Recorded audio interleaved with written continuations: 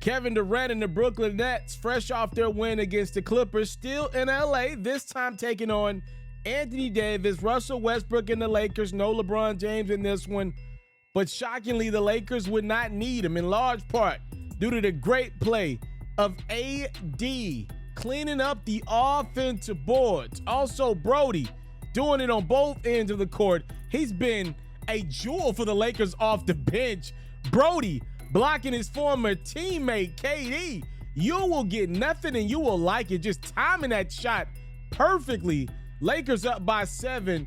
AD still putting in work. Season high 37 points, 18 boards for the big fella. I got to clean up. Yes, I do, y'all. What I messed up. 80 starting his life over again. A career-high 10 offensive rebounds for the big fella. And in transition in the third, he throws it down. Lakers up by 11, extending their lead. Lonnie Walker for 3. Lakers go up by 16, but it's the NBA. Everybody makes a run, especially when you got an easy money sniper like Kevin Durant. Three-pointer after three-pointer, and just like that, the Nets would cut their deficit down to as low as 3. But it looks like Brooklyn ran out of gas. Russell Westbrook in this game did not. The monster throwdown by Brody. And then Lonnie Walker missing. AD is not. Lonnie had 25 points.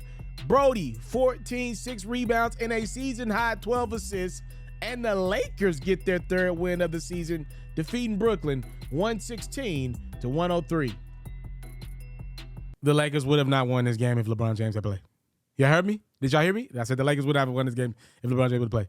Y'all heard me, right? All right, I guess I got to say it with my chest. I said the Lakers would not have won this game if LeBron James would have played. I said it, damn it. I said it. You heard me? I said it. I don't believe the Lakers would have won this game if LeBron James would have played. And I'm not 100% sure if I know exactly what that means. I'll try my best to explain what I'm thinking here as best I can. LeBron James, to me, is not the greatest NBA player I've ever seen. I got a couple guys that I think were greater, Michael Jordan and Kobe Bryant. That's just me. That's my personal list, all right?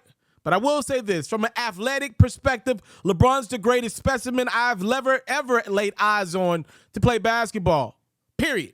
He is. And I think one of the reasons why LeBron's going to go down is probably one of the top 5, if not, to a lot of people, he is their GOAT. To a lot of people, right?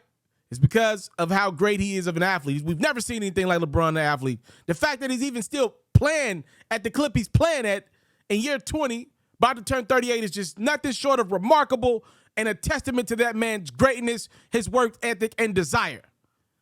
But I am curious to see how LeBron James ages over the next couple years. Because, again, a large part of LeBron's game has been his athleticism, his unreal, God-given athleticism. And it is fleeing. As great as LeBron still is, that athleticism is just not the same. He can't attack the rim 15, 20 times a game. And what that means? That means the Lakers are getting a predominantly perimeter shooter at this point in the game. LeBron averaging more threes this year than he's ever averaged. And that number, if I'm not mistaken, has gone up over the last few years every year. He's shooting a lot of jump shots. That ball ain't moving like he used to with the King. The ball is slowing down.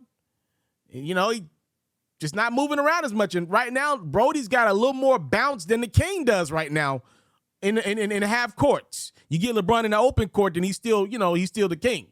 But in half court settings, Brody's got a little more bounce right now. The ball ain't even staying on Brody's hands as much as staying on LeBron's hands. And one thing that I've complained about with the Lakers all season, and it's been the same way for the last couple years, Anthony Davis doesn't touch the ball in the second halves enough. Now, what isn't being said by a lot of AD supporters out there is one of the reasons why he doesn't touch the ball in the second half is a lot of times he's hurt by the hit in the games. Usually he's dealing with some type of injury. And Lakers like, I ain't passing you the ball. You're limping down court, you know? But when he's out there, he needs to rock. He needs it. Even if he's hurt, you got to give the big fella the ball. You're better with him. You just got to pass him the ball. You just got to give him the ball a lot to keep him engaged on both ends of the court. I believe his body responds to him having the ball. I think if you don't pass AD the ball, he's going to get hurt. That's what I think.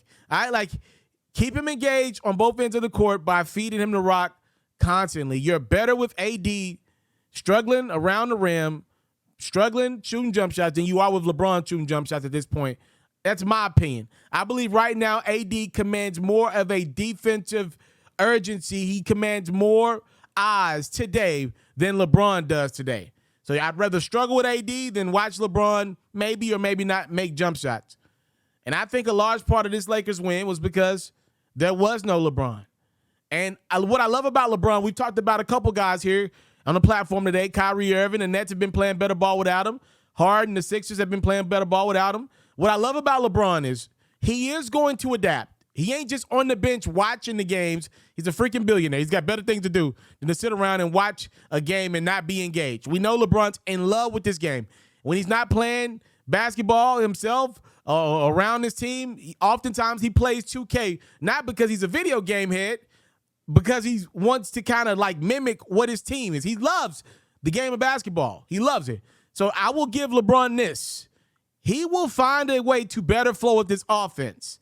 I think to me, the solution should be to get him back in the mid-range shooting more shots versus these threes. He ain't making a lot of threes. LeBron is a good mid-range shooter. He has just went to that three-point line too much, went to the well too much, and it's not falling for him right now this year. Not efficient enough.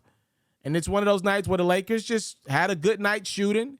Everybody was moving. Everybody was engaged, and they beat a Brooklyn team that had been playing better themselves. Give my Lakers some credit. They got one.